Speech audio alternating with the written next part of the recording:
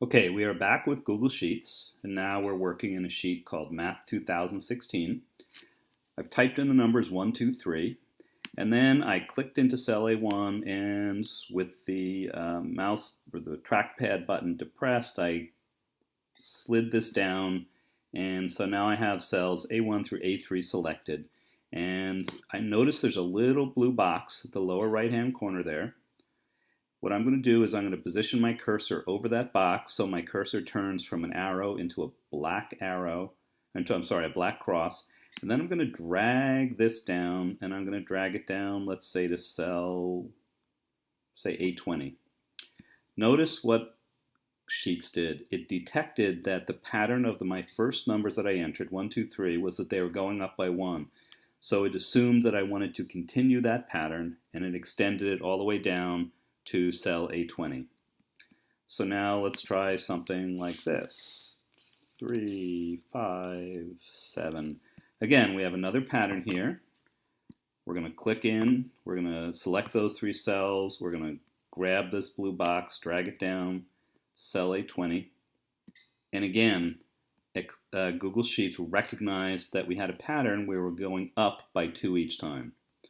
Now, it doesn't recognize every pattern. So, for example, if I have 1, 2, 4, 8, 16, which you would recognize as a pattern where we're multiplying by 2 each time. If I select those and then drag it down, Google does not actually recognize that pattern. It only recognizes the patterns where you're going up by the same amount each time.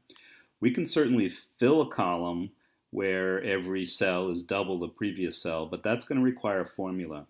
So we're going to take a look at that right now. So the first thing is, with these cells, again, still selected, I hit delete and get rid of all those. So now we're going to look at how we would use a formula to fill a column.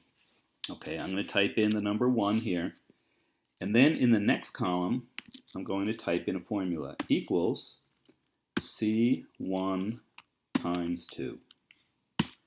Hit enter, and now that column, that cell has a 2 in it, but when I click into it, you can see that up here, I have the formula equals C1 times 2.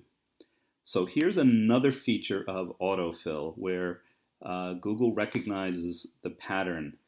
And what we do is we drag this down because we want to keep multiplying by 2 each time. And notice that Google did recognize that I wanted to copy that formula down and keep multiplying each cell by 2 to get the next cell. So if we click in here, this is the original formula that we entered, C1 times 2. But notice in C3, which is the first cell I dragged the formula into, Google updated the formula so that it now says C2 times 2. And then the next one says C3 times 2, C4 times 2. So in each case, Google recognized that I wanted the formula to refer to the previous cell in the column and multiply that by 2. And so now I could keep dragging this down, and if one of the nice things about this is that if I now change this number, 3, the formulas did not change, but the initial number did. So when Google multiplied C1 times 2, instead of getting 2 this time, it got 6, and then it continued that pattern down. So using a spreadsheet is a very simple, powerful way to show how you can create a sequence, and with just changing a single value, you can change the whole sequence. And we'll look at ways that we can make that even more automatic.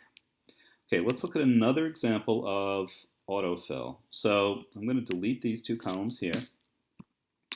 So now let's say instead of wanting to refer to the previous cell in the column, I want to refer to another column. And let's say I want to create, okay, here I have the numbers 1 through 20, and I want to see what the squares of those numbers are. So I'm going to enter the formula equals A1, and then we use the caret to designate exponentiation, A1 squared.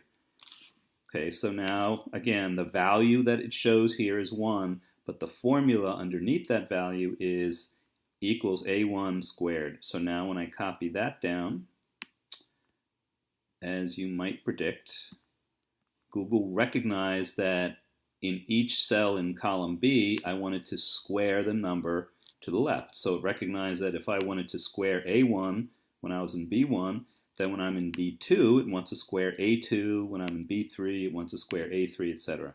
So now I filled this column with the squares of each number in column A.